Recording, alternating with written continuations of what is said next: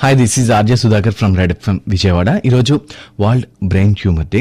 So దీనికి సంబంధించి మనకి అవేర్నెస్ కల్పిస్తున్నారు ప్రముఖ న్యూరాలజిస్ట్ డాక్టర్ శ్రీధర్ గారు.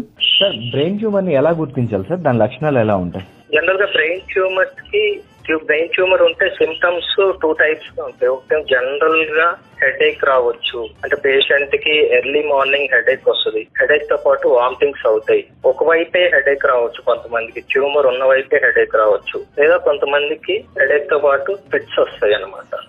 అవి జనరల్ సిమ్టమ్స్.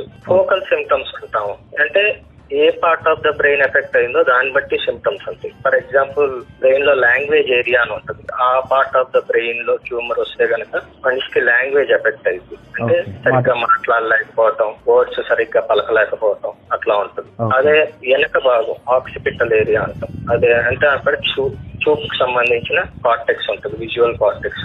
ఆ ఏరియాలో బ్రెయిన్ ట్యూమర్ వస్తే గనక విజన్ ఎఫెక్ట్ అయింది. అలా part of the brain A part లో వచ్చింది అన్న దాన్ని బట్టి వాటి సిమ్టమ్స్ ఉంటాయి. జనరల్ గా వచ్చే సిమ్టమ్స్ హెడేక్, సీజర్స్ అట్లా ఉంటుంది. Thank you sir, thank you so much. And ఇంకా ఈ బ్రెయిన్ ట్యూమర్ కి సంబంధించినటువంటి మరిన్ని విషయాలు న్యూరాలజిస్ట్ డాక్టర్ శ్రీధర్ గారి ద్వారా మరి కాసేపట్లో తెలుసుకుందాం.